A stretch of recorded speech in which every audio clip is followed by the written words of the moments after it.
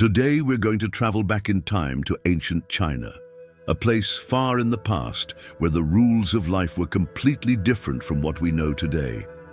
Imagine yourself, a modern person, suddenly transported to this ancient world. No cell phones, no electricity, no internet, just you and a civilization that existed thousands of years ago. Could you survive? Probably not. Let's understand why. First, let's talk about culture. In ancient China, respect for tradition was essential. People followed strict rules based on the teachings of Confucius. If you arrived there without knowing how to behave, you would make serious mistakes right away. The simple act of greeting someone could be the cause of displeasure or even punishment. Every gesture had a meaning, every word was weighted. And if you said the wrong thing, you could offend an important official, or worse, be considered a criminal. Now imagine trying to communicate. You probably wouldn't speak Old Mandarin, and no one around you would understand your language. That would be a huge problem in itself. Merchants, guards, peasants, they would all speak a different language than you. Asking for food, water, or shelter would be extremely difficult, and even if you tried to imitate local gestures, you could still be unintentionally offending them. In many ancient cultures, certain movements were seen as insults, and this was true in China as well. Now let's talk about the physical challenges and the day-to-day.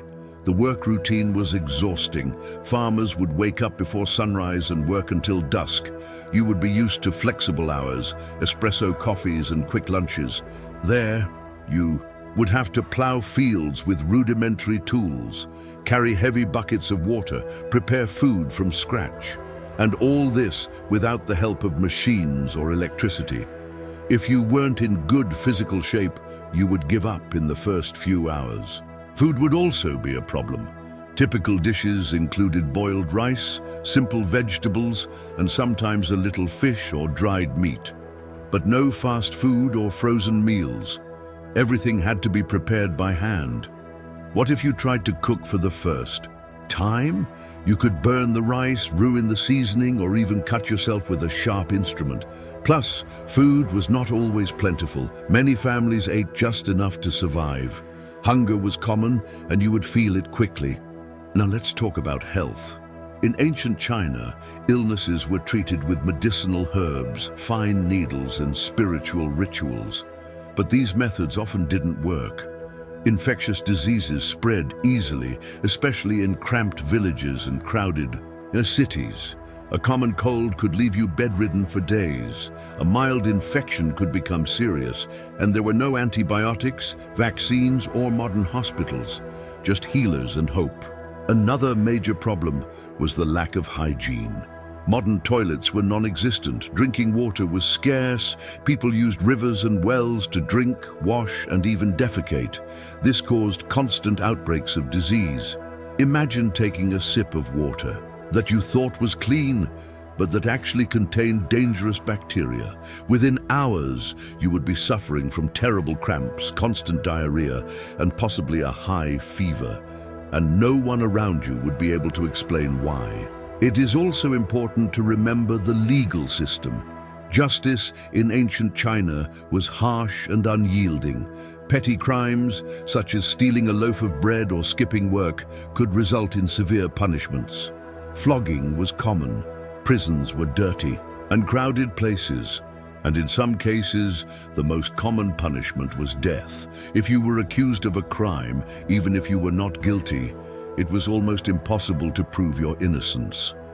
Confessions were obtained through torture. Justice, in this sense, was something very different from what we know today. Furthermore, society was highly hierarchical. Peasants, artisans, merchants, and nobles lived in well-defined classes. As an outsider with no status, you would automatically be considered inferior to most people. Government officials might demand that you bow, serve, or pay taxes you didn't even know existed. Refusal to comply could result in imprisonment, violence, or even expulsion from the city.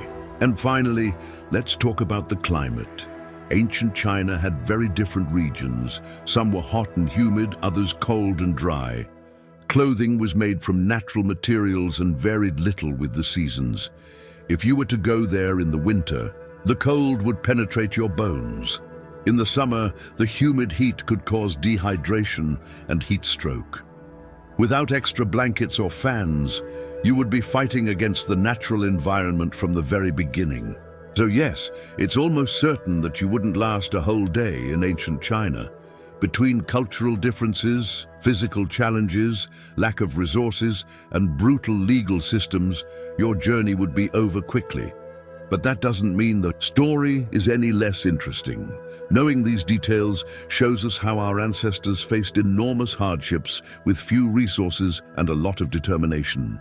Now imagine, you wake up in a small, ancient Chinese village. The sky is still dark, but the sounds of animals begin to emerge. There is a smell of wet earth in the air. Someone is lighting a fire in the distance. You look around and realize that you are alone. No one speaks your language, no one knows who you are, and the day has barely begun. If you tried to walk along the dirt streets, you would feel the cold of the ground through your thin clothes.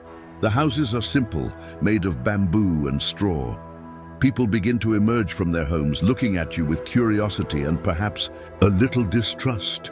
It is the beginning of a new day, and perhaps your last. You have no money, no documents, no friends, only memories of a modern world that no longer exists for you. Everything seems so distant. Your mind is tired, your body feels the weight of reality, and the journey makes no sense at all. That's why you wouldn't last a day in ancient China, because strength or intelligence wouldn't be enough. You'd need adaptation, luck, knowledge, and maybe a miracle. I hope you enjoyed this trip to the past. This was another episode of Sleeping with the Elders. If this type of content calms you down and at the same time arouses your curiosity, don't forget to subscribe to the channel and activate the bell to receive notifications of new videos. Now let's relax together. Listen to the wind, feel the calm, take a deep breath, and let the story continue as you close your eyes. Thanks for watching. Until the next historic journey, good night.